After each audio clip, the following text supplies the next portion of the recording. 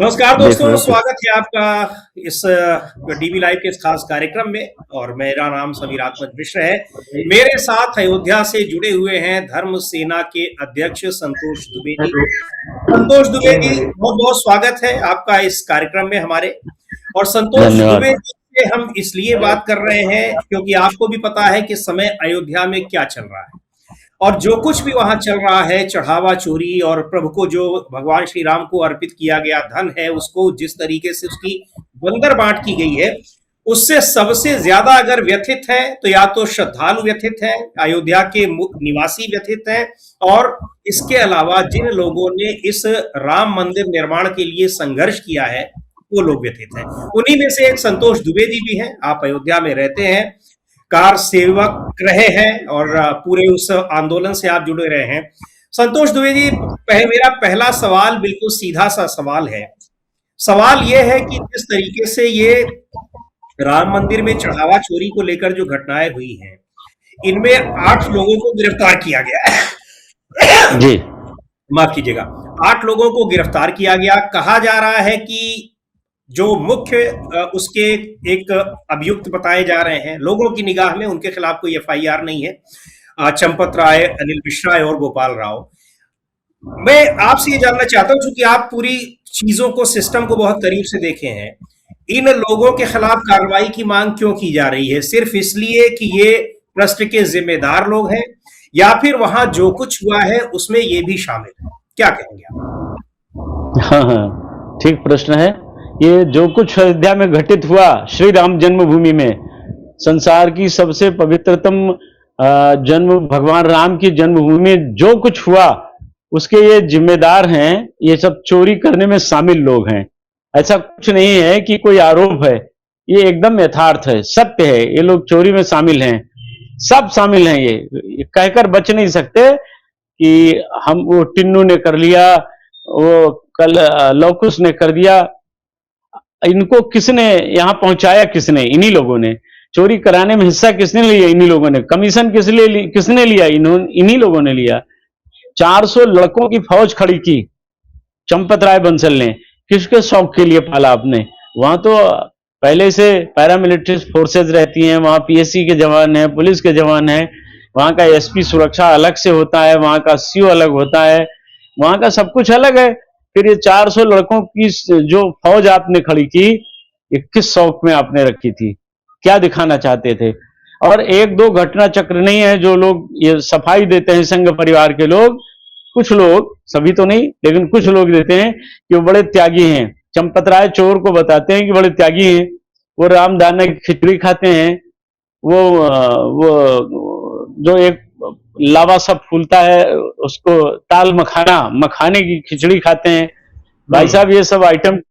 और ये वो साबूदाना खाते हैं। भैया ये सारे आइटम कितने महंगे हैं? हम तो, आप तो 30 रुपए किलो आटा खाते हैं और ये 1,500-2 हजार रुपए किलो वाली चीज खाते हैं। काली गाय का दूध पीते हैं, बादाम घिसकर डाला जाता है। और आप त्यागी भी हैं। 80,000 रुपए की कुर्सी बैठते हैं, 5 लाख के बिस्तर पर सोते हैं, डबल एसी लगती है, चरण दबाने वाले सेवक भी होते हैं आपके पास। ये बड़े त्यागी हैं, बड़े महात्मा हैं। महात्मा जी से हमारा निवेदन कहिए कि महात्माओं से कि राम जी का चोरी किया धन जो इन्होंने चुराया है उसको वापस कर दें, आभूषण वापस कर दें, रामशिलाएं वापस कर दें, भगवान के अन्यान्य सब चीजें वापस कर दें। कोई हमारा खेत मेड़ का झगड़ा थोड़े ना है। अरे ये चोर हैं और चोर थे और जीवन की आखिरी सांस तक ये चोर रहेंगे, ये तो मैं कहूंगा। वापस कर दीजिए अगर आपको बुरा लगता है। जी भाई साहब, कुछ हाँ, मैं करिए। जी हाँ दुबे जी, मैं ये कह रहा हूं कि आप कह रहे हैं किस तरीके से उनका जीवन है, तो ये सारी चीजें तो उनको ट्रस्ट के महासचिव होने के नाते उपलब्ध कराई गई होंगी, ये व्यवस्था ने उपलब्ध कराई है। लेकिन आप जो ये बात कह रहे हैं कि वो चोर हैं, थे और रहेंगे, ये आप किस आधार पर कह रहे हैं? मतलब ये कैसे आप कहेंगे कि उस चोरी में वो शामिल है सीधे? भैया जी, महासचिव कौन है? वही है। ट्रस्ट के सब कुछ करता धरता वही है। चोरी आज से हो रही है क्या? चोरी तो पहले से चल रही है। ये चोरी तो ये पहले से चल रही है ना, तो क्यों नहीं पकड़ा उन्होंने? क्यों नहीं जेल भेजवाया? मान लिया कि वो बहुत ईमानदार है। मान लेते हैं हरिश्चंद्र जी की आत्मा भटक रही थी और हरिश्चंद्र जी कह रहे थे कि जब कलयुग में कभी चंपत राय नामक व्यक्ति का अवतारण होगा धरती पर तो मैं उनमें ही अपनी आत्मा प्रवेश करा दूंगा। मैंने मान लिया वो बहुत ईमानदार है क्षण भर के लिए। लेकिन अनिल मिश्रा जो डकैती डाल रहे थे तो उसमें सहयोग इनका होता था। इनसे जब कोई दुर्गेश सिंह नाम का नौजवान शिकायत करता है तो उसको गेट आउट कर देते हैं। महिपाल सिंह शिकायत करता है उसको बाहर कर देते हैं। दीनानाथ वर्मा जेई शिकायत करते हैं उसको बाहर कर देते हैं। ये पूरा राम जन्मभूमि का स्ट्रक्चर 40% कमीशन पर अनिल मिश्रा, चंपत राय, गोपाल राव ने खड़ा करा दिया। और उस चोर टिन्नू यादव को, चोर को यही लोग पाल पोस रहे थे। क्यों पाल पोस रहे थे? अब मान लिया आप आपने हरिश्चंद्र के बाद अवतार लिया, आप अवतारी पुरुष हैं, आप तो विष्णु के अवतार बताते हैं लोगों को। चलिए हम आपको भी 25वां अवतार मान लेते हैं, आप बड़े ईमानदार हैं। तो ईमानदार महोदय, जब ये चोरी हो रही थी, जब ये चीर हरण द्रौपदी का हो रहा था तो आप विदुर बन गए होते, विरोध किया होता। क्यों नहीं किया? आपने विरोध क्यों नहीं किया? बिल्कुल बिल्कुल विरोध करना चाहिए था जब शिकायत आ रही थी। एक आज उनका हम एक बयान पढ़ रहे थे संतोष जी। हाँ, उनका एक बयान मैं पढ़ रहा था कि उनका ये कहना है कि मेरे साथ विश्वासघात किया गया है, मैंने ही चोरी रोकने के लिए वहां सीसीटीवी कैमरे लगाए हैं। तो ये उनके साथ कौन विश्वासघात कर रहा है? क्या उनको कोई फंसा रहा है इस मामले में, या फिर जो आप कह रहे हैं कि उनको कौन फंसाएगा? वो तो सारे सबके सूत्रधार वही है, सर्वे सर्वा वही है। अच्छा, एक बात बताएं भैया, 8 महीने का सीसीटीवी का जो फुटेज था वो डिलीट कर दिया गया, इन्हीं के सामने डिलीट किया टिन्नू ने, इन्हीं के सामने। एक बात, अच्छा, 200 रामशिलाएं चांदी की सिंधी परिवार ने इनको भेंट किया अभी हाल फिलहाल में। वो मांग रहे हैं भैया हमें रसीद नहीं दिया तो हमारी रामशिलाएं वापस कर दो। एक सियाराम उमर वैश्य जी हैं, सियाराम उमर वैश्य, उन्होंने अपनी संपूर्ण संपत्ति बेचकर 1 करोड़ रुपया भगवान राम को समर्पित किया और चंपत राय बंसल को दिया कि भैया ये संपत्ति हम भगवान को समर्पित कर रहे हैं, रसीद दे दीजिएगा। आज तक रसीद नहीं मिली। राम जी के खजाने में गया या चंपत राय के खजाने से चपत लग गई। तो आपसे मतलब ये बहुत सारी चीजें हम आपको अगर कभी आवे तो मैं डिटेल देता हूं, मेरे पास पूरा प्रमाण है इनका। लगभग ऐसे आधा दर्जन जमीनों का घोटाला इन्होंने किया। एक राम जी का ही एक मंदिर था, सिया पिया केली कुंज, यानी राम फकीरे मंदिर, जिस मंदिर से भगवान राम वनवास को गए थे, उस मंदिर को 4 करोड़ में चंपत राय ने अपने नाम लिखवाया। उस मंदिर को बचाने के लिए मैंने मुकदमा किया दीवानी न्यायालय में, सीनियर डिवीजन सिविल जज के यहाँ। 6 महीने मुकदमा चलता रहा, रात के अंधेरे में सब मैनेज किया इन्होंने और 20 जेसीबी मशीन, 20 डंपर बुलवाकर सारा मंदिर तोड़ दिया, खत्म कर दिया। उसका अस्तित्व 5 घंटे में खत्म हो गया। और उसकी मूर्तियां, भगवान वशिष्ठ की मूर्तियां, माता कैकेयी की मूर्तियां, श्री सीताराम जी की मूर्तियां और लक्ष्मण जी की मूर्तियां, अष्ट धातु की मूर्तियां थी, सब गायब हो गई। हमने मूर्तियां भी मांगी, वही दे दो भैया, कोई नहीं मिला, कोई नहीं दिया, किसी ने नहीं दिया, किसी ने जवाब नहीं दिया। तो ये ईमानदार आदमी की पहचान है क्या? अभी और तमाम मंदिरों का घोटाला किया। नजूल की जमीन इन्होंने क्रय करा लिया, हनुमानगढ़ी और राम जन्मभूमि के बगल। फिर इसी तरह से राम निवास बरगदवा मंदिर की 400 बीघा जमीन और मंदिर की जमीन, मंदिर का स्थान पूरा इन्होंने खरीद लिया, नकली आदमी खड़ा करके, बोगस खड़ा करके लिखवा लिया। वो भी मामला चर्चा में है। 2 करोड़ की जमीन 5 मिनट में 18.5 करोड़ की हो गई। बदनाम हुआ बेचारा उसमें यहाँ का महापौर, जिसका कोई दोष नहीं। गलती ये करें, बदनाम दूसरे लोग हों। अब इसकी एसआईटी जांच कर रही है, आज तक जांच का परिणाम कुछ नहीं आया। तो भैया बता दीजिए, ये ईमानदार लोग, ये ईमानदारों का काम है। मैं आप ही प्रश्न कर लेता हूँ, ईमानदार का कर्तव्य है? बिल्कुल आप सही कह रहे हैं। जमीन का घोटाला हमने खुद उसको रिपोर्ट किया था उस समय, और ये सारी चीजें हैं। अब मेरा इस सवाल ये है संतोष जी, चूंकि आप तो बहुत करीब से इस पूरे आंदोलन को भी जान रहे हैं, आंदोलन से आप जुड़े रहे हैं, राम आंदोलन से अयोध्या का जी आम नागरिक बड़ा ठगा हुआ महसूस कर रहा है। वकीलों का तो आंदोलन और प्रदर्शन हम लोग देख रहे हैं पिछले 2-3 दिनों से। जी जी यहाँ जी सबसे बड़ा सवाल, और पूरा देश ये जानना चाहता है कि आखिर हाँ इतना सब होने के बावजूद कहा यह जा रहा है, चूंकि मैं अयोध्या से जुड़ा रहा हूं, बहुत सारे लोगों से बात होती है जी अयोध्या में, लोगों का जी कहना है कि जो बात आप बता रहे हैं वो यहाँ का एक एक व्यक्ति जानता है। बावजूद इसके बिल्कुल बिल्कुल बावजूद जी इसके आखिर इन तीनों लोगों के खिलाफ कोई कार्रवाई क्यों नहीं हो रही है? कौन इनको बचा रहा है, या फिर ये किसी को ब्लैकमेल कर रहे हैं? आप क्या दोनों किस तरह? दोनों दोनों बातें हैं, दोनों बातें हैं। बिल्कुल आपने ठीक प्रश्न किया और उत्तर भी आप ही ने दे दिया। इनको कोई बचा भी रहा हो, ये किसी को ब्लैकमेल कर रहे हैं। इसीलिए प्रधानमंत्री कार्यालय से इस्तीफा देने की बात आई, इन्होंने कहा मैं इस्तीफा नहीं दूंगा। अब आप पूरा उत्तर आपने ही दे दिया, सारी बातें आप जान रहे हैं, सारा खेल समझ रहे हैं। ये जो रुपया चोरी किया गया है वो इन्हीं के पास नहीं है, ये ऊपर तक गया है, ये भी जान लें। ये पूरी अयोध्या जानती है, पूरा प्रदेश जानता है, आप जानते हैं, हम जानते हैं, वह जानते हैं, जिसने लिया माल खाया वो भी जानता है। लेकिन एक बात बता दें, ये राम जी का धन है, किसी से हजम होगा नहीं, जवाब देना पड़ेगा, बचेंगे नहीं। राम दंड से बचा न काहू, जवाब देना पड़ेगा। ईमानदारी से आज भी सारा धन ले जाकर भगवान को वापस कर दें, क्षमा मांग लें, प्रभु दोष हो गया, गलती हो गई, मानव शरीर है, गलती हो सकती है, बच जाएंगे। नहीं तो कई जन्मों तक, हजारों जन्मों तक इनको कीट पतंग बनकर, मल मूत्र में विष्ठा बनकर के, विष्ठा के कीड़े बनकर के इनको जीना पड़ेगा। बड़ा कठिन काम है, बड़ा गंदा काम कर दिया है। अयोध्या दुखी है। अयोध्या में 1% जो इनके समर्थक हैं, 1% भी नहीं है, लेकिन मान लेते हैं इनका आईटी सेल है, वो कुछ चोर टाइप, बेईमान टाइप के लोग हैं, वो बड़ा हमको उल्टा सीधा बोलते रहते हैं। पर ठीक है, दूल्हे को तो ससुराल में गाली मिलती है ना भैया। आप जब शादी हुई होगी तो आपकी साली, आपकी सरहज, आपके साले ने तो गालियां दी होंगी। तो मैं तो दूल्हा हूं, उनकी गाली सुनने को तैयार हूं भाई। ठीक है, सालियां हैं तो गाली देंगी, सरहज है तो गालियां देंगे, साले हैं तो वो भी गाली देंगे। लोग अलग अलग, पर हम इससे विचलित नहीं होंगे। निंदा अथवा प्रशंसा से विचलित हुए बिना आराम कार्य में लगे थे, लगे हैं, और जीवन के आखिरी सांस तक लगे रहेंगे, पीछा नहीं छोड़ेंगे। एफआईआर हमारी क्यों नहीं लिखी गई, ये भी आप भी जानते हैं, मैं भी जानता हूं। ट्रस्ट के एक महा नीच आदमी ने आकर फर्जी एफआईआर लिखवाई है। उसने चोरों का नाम लिखा श्री टिन्नू यादव, बाप का नाम अज्ञात।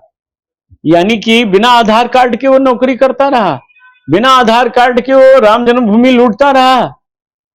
किसी आरोपी के पिता का नाम नहीं लिखा है। तो सबके पिता चंपत राय ही थे, तो किसी की जरूरत क्या है? खैर पिता लाए तो नहीं है, लेकिन पिता का नाम क्यों गायब किया गया? यानी अभी से मुकदमे को खत्म करने की व्यवस्था बनाई गई। हमारा मुकदमा क्यों नहीं लिखा? दो बात है, या तो एसएचओ मिला है, नमो नमो मुद्रा उसके साथ भी गई, या तो दबाया गया, या तो इन लोगों को पता था कि ये स्टैंड करेंगे आखिरी सांस तक, ये अंगद की तरह जमे रहेंगे, मानेंगे नहीं। यही तो 3 कारण होगा ना भैया। बिल्कुल, हाँ, बिल्कुल। तो हम तो यूपी पुलिस के मुखिया से कहेंगे अपनी इज्जत बचाओ, मुकदमा लिखाओ। पुलिस कप्तान तो लिखने नहीं देंगे, क्योंकि वो इंद्रेश जी के भांजे हैं। इंद्रेश जी राष्ट्रीय मुस्लिम मंच के प्रणेता के भांजे हैं, वो लिखने नहीं देंगे। यानी कि चंपत राय जी के संपर्की हैं, तो लिखेंगे नहीं। तो मैं डीजीपी महोदय से निवेदन करूंगा, मुकदमा लिखवा लीजिए। पूरे देश दुनिया में यूपी पुलिस की इतनी छीछालेदर होगी, इतनी बदनामी हो रही है, इसको रोकिए। और आज इनकी सरकार नहीं लिख रहे हैं, कल दूसरी सरकार आएगी, वो लिखेगी। मैं पीछा छोड़ूंगा नहीं, मैं तो न्यायालय जाऊंगा, जनता की अदालत में जाऊंगा।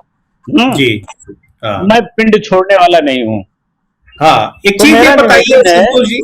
हाँ जी, एक चीज यहाँ पर, हाँ, एक बात मैं ये जानना चाह रहा हूं कि अभी मुख्यमंत्री योगी आदित्यनाथ, मुझे लगता है कि वो लखनऊ से ज्यादा गोरखपुर और अयोध्या में रहते हैं, ऐसा कहा जाता है। लखनऊ में ये चर्चा हाँ, सही है। जी, तो जी, क्या आप बता रहे हैं, और आप ही नहीं बता रहे हैं, बहुत से लोग बता रहे हैं, सिस्टम के अंदर से भी लोग बता रहे हैं कि ये लंबे समय से, जब से मंदिर निर्माण कार्य शुरू हुआ है तब से ये सब कुछ खेल चल रहा है। क्या मुख्यमंत्री हाँ को हाँ इसकी जानकारी नहीं रही है, या जानकारी होने के बावजूद वो अनजान बने रहे, और अब वो जो आरोप लगा रहे हैं उन लोगों को कालनेमी बता रहे हैं, या हो सकता है कि इन्हीं लोगों को कालनेमी बता रहे हैं? हाँ हाँ हाँ हाँ। देखिए, मुख्यमंत्री जी को जब मालूम हुआ तो उन्होंने चंपत को बहुत डांट लगाई थी। 6 महीना पहले, 1 साल पहले भी बहुत डांटा था, 2 साल पहले भी डांटा था, मतलब हर 6 महीने पहले, हर 6 महीने के अंतराल में उसको डांटते रहे, लेकिन वो अड़ा रहता था, क्योंकि कहीं ना कहीं से एक लॉबी है भारतीय जनता पार्टी में जो योगी जी को पसंद नहीं करती है, देखना नहीं चाहती है। और योगी जी डांटते तो रहे लेकिन कुछ कर नहीं पाते थे, असहज हैं। ये कार्यवाही अभी उनको छूट मिल जाए तो योगी जी 5 मिनट में सब चीजें सामने ले आएंगे। वो चाहते हैं कि अपराधी जेल जाएं, लेकिन उनकी चल नहीं रही है। सच्चाई यह है कि उनकी चल नहीं रही है, लेकिन उनको बहादुरी और निर्भयता के साथ सामने आना चाहिए। सरकार की बिना चिंता किए कल्याण सिंह की तरह दहाड़ते हुए इन चोरों को लठ बजाकर जेल भेज देना चाहिए। अगर ऐसा कर ले गए तो देश के भावी प्रधानमंत्री हैं, और इसमें चूक गए तो जो गुजरात लॉबी चाहती है वही हो जाएगा। इसलिए उनको बहादुरी के साथ निर्णय लेना चाहिए। यूपी चाहता है कि देश का प्रधानमंत्री योगी हो, और यूपी से ही रास्ता निकलता है। क्योंकि हम झूठों से हम लोग बहुत परेशान हो गए भैया। आपको 15 लाख मिला होगा, हमको तो मिला नहीं भाई साहब, हम तो परेशान हैं नहीं, कि 15 लाख कहां चले गए। हमें नहीं भी नहीं मिला मिला है। हमें तो भी हम नहीं मिला, चाहते हैं कि ऐसा, हाँ हमें तो भी हम नहीं चाहते मिला। हैं कि योगी जी, जी, जी, मैं वही कह रहा मिला हूँ कि किसी को मिला नहीं। हमें भी नहीं, और हमें कोई ऐसा भी नहीं मिला जिसको मिला हो। बहरहाल, ये एक बड़ा बड़ा बड़ा प्रश्न आपने खड़ा कर दिया। ये गुजरात लॉबी, ये गुजरात लॉबी क्या है? क्या अयोध्या में भी इसकी चर्चा होती है?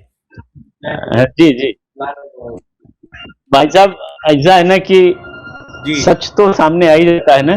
आप तो सब जानते हैं, आप वरिष्ठतम पत्रकार हैं, देश के बड़े चेहरे हैं, बड़े व्यक्ति हैं, आपको क्या बताना है? भालू को क्या बाल दिखाया जाए? जिसके शरीर में बाले बाल है उसको थोड़ा बाल क्या दिखाएं? आप सब जानते हैं, आपसे कुछ छिपा नहीं। सोहेत नेत्रधारी, आप नहीं नहीं, आपसे बताना, संतोष जी, मैं नहीं जानना इंतजार चाहता कर हूँ, लिए।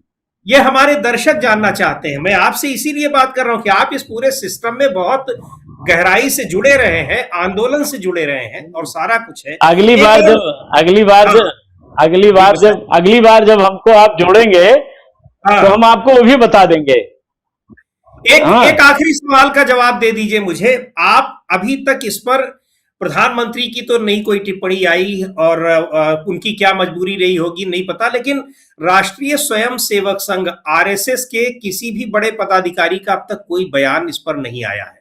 आखिर क्यों नहीं आया? वो जी जी। लोग क्यों खामोश हैं? वो क्यों खामोश है?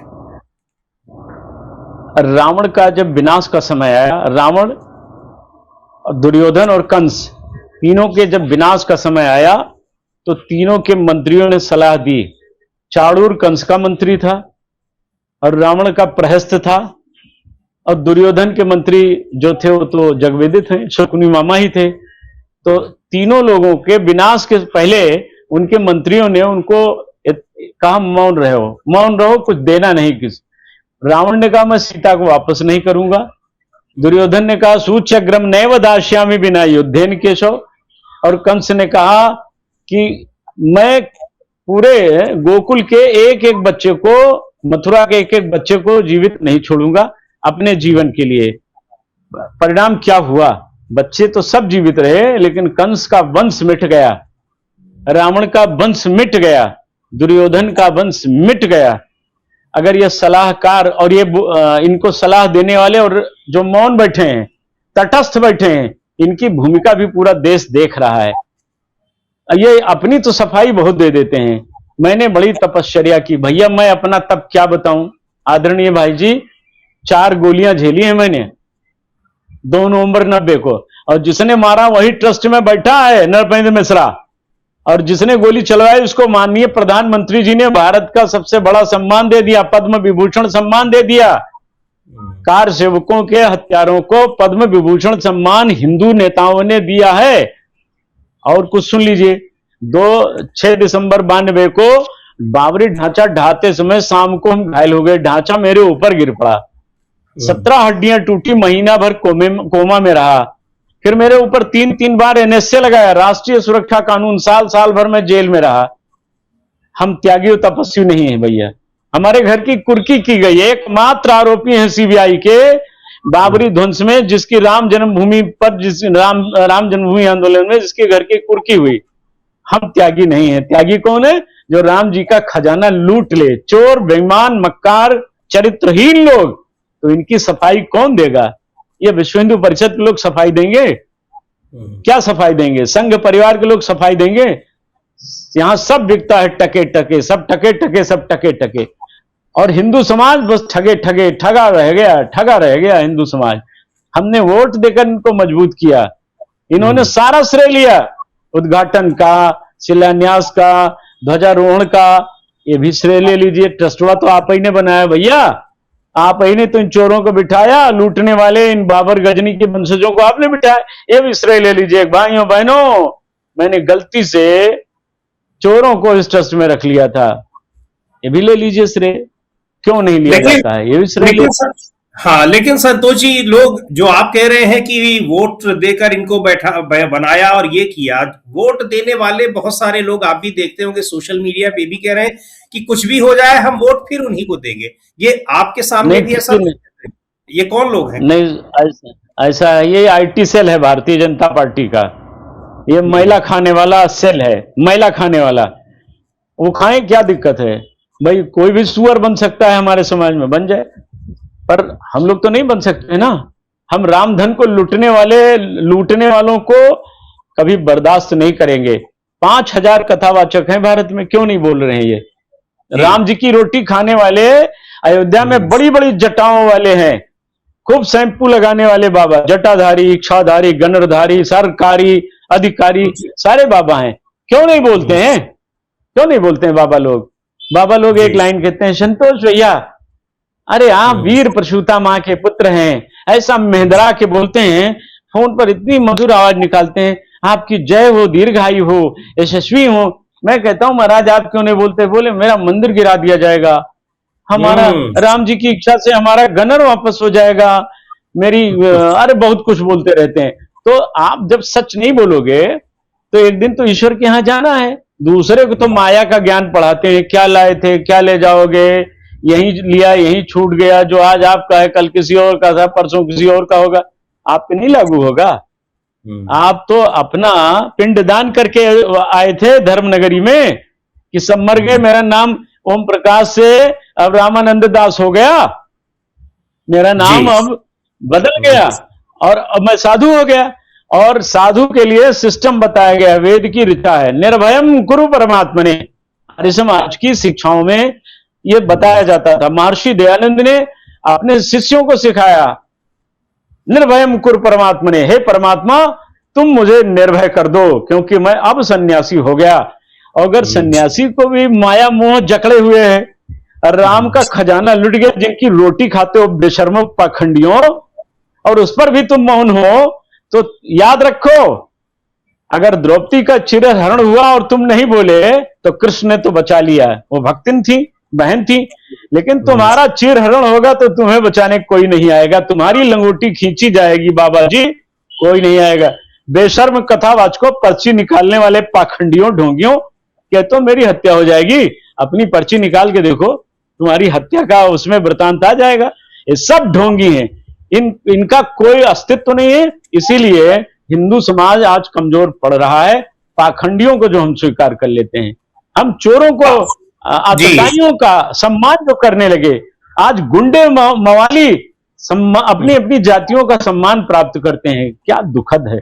हमने तो देखा एक अग्रवाल समाज कोई, ये अग्रवाल समाज तो नहीं है, आरएसएस का खेल है, आरएसएस का फंडा है ये। इनका जो ओटीसी है इसका नाम है अफवाह ट्रेनिंग कैंप, अफवाह फैलाओ, झूठी फैलाओ।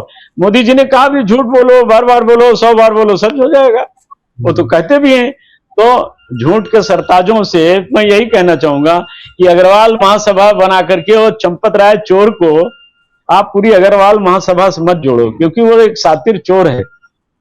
और ब्राह्मण समाज अभी उतर जाए, अरे अनिल मिश्रा चोर नहीं ईमानदार है, अभी यादव लोग उतर जाए, टिन्नू चोर नहीं ईमानदार है, ये अच्छी बात नहीं है। चोर चोर है, वो आपकी जाति का है, आपका मौसिया, आपका दादा, आपका बेटा, आपका भाई, वो चोर है।